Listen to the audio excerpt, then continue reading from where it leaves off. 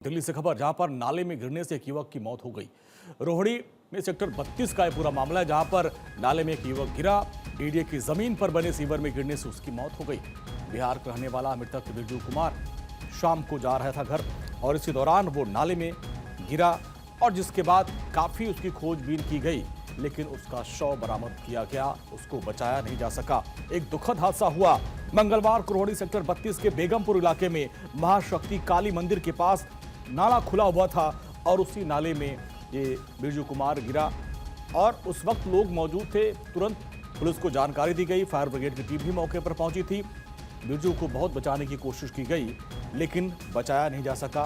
उसके शव को बाहर निकाला गया और फिर पोस्टमार्टम के लिए भेज दिया गया।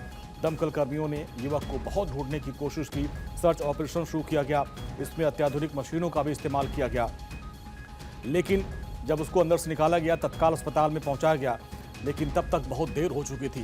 डॉक्टर्स ने उसे मृत घोषित कर दिया। और हमारे सहयोगी इंदर ग्राउंड जीरो से हैं। इंदर, दुखद हादसा, एक हफ्ते में ये दूसरी मौत। बिल्कुल अंजनी, देखिए गंभीर बात है, क्योंकि देखिए देश की राजधानी दिल्ली में अगर हम बात करें तो ये लगातार दूसरी घटना भी हमें देखने को मिली है, जहां पर किसी की लापरवाही की वजह से किसी व्यक्ति की जान चली गई। अभी तक जनकपुरी का जो पूरा मामला है वो ठंडा नहीं हुआ था और इस वक्त हम ग्राउंड जीरो पर हैं, थाना बेगमपुर इलाके में है, रोहिणी सेक्टर 32 का ये इलाका। और अंजनी, इस मेन होल को आप देखिए, ये वो मेन होल है जहां पर बिरजू की मौत हुई। जब यहां पर एक प्राइवेट कंस्ट्रक्शन साइट से बिरजू अपने साथी के साथ काम खत्म करके अपने घर की तरफ जा रहा था, तो ठीक इसी मेन होल में, श्रवण जी आप इधर दिखाइएगा, ये वो मेन होल है जहां पर बिरजू इसमें गिरता है। उसका जो साथी है वो आगे बढ़ जाता है, उसे पता नहीं चलता बिरजू कहां गया। लेकिन अगले दिन अगर हम बात करें तो तकरीबन 2 से 2:30 के बीच में दिल्ली पुलिस को कॉल की जाती है। मौके पर दिल्ली पुलिस यहां पर पहुंचती है और कई घंटों का जो रेस्क्यू ऑपरेशन है वो चलाया जाता है, जिसके बाद बिरजू की जो डेड बॉडी है वो इसी मेन होल से बरामद की जाती है। तो कहीं ना कहीं देखिए एक लापरवाही का मामला दोबारा दिल्ली में सामने आया है, जहां अगर हम जनकपुरी की बात करें तो जनकपुरी में जल बोर्ड का जो कंस्ट्रक्शन चल रहा था, वहां पर बाइक के साथ एक युवक उस गड्ढे में गिर जाता है, मौत हो जाती है। और वहां पर बहुत महत्वपूर्ण तस्वीर है, चूंकि आप ग्राउंड जीरो पर हैं, हमें जानना चाहेंगे, आप जरा उस तस्वीर को दिखाइए।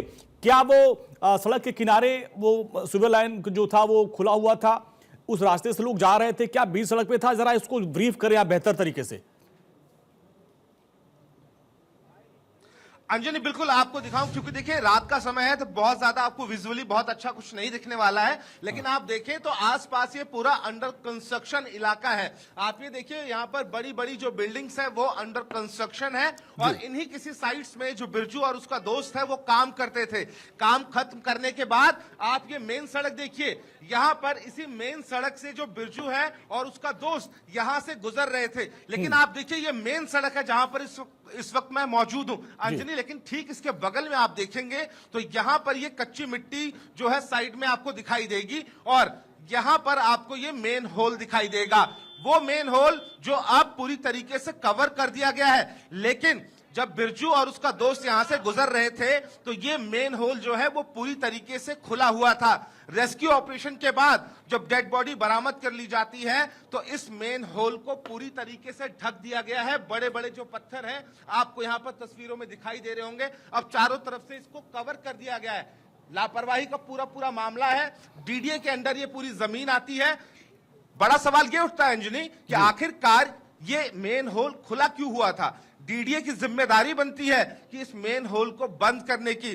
दिल्ली पुलिस की अगर हम माने तो अंजनी, दिल्ली पुलिस का एक कहना है कि 9 बजे कल रात की यह घटना है जब बिरजू इस मेन होल में गिरा था और आज 2 से 2:30 के बीच में दिल्ली पुलिस को कॉल मिलती है। जब दिल्ली पुलिस को कॉल मिलती है, कुछ स्थानीय लोग भी यहां पर पहुंचते हैं, कुछ समाज सेवी पहुंचते हैं, दिल्ली पुलिस से आपस में बातचीत की जाती है।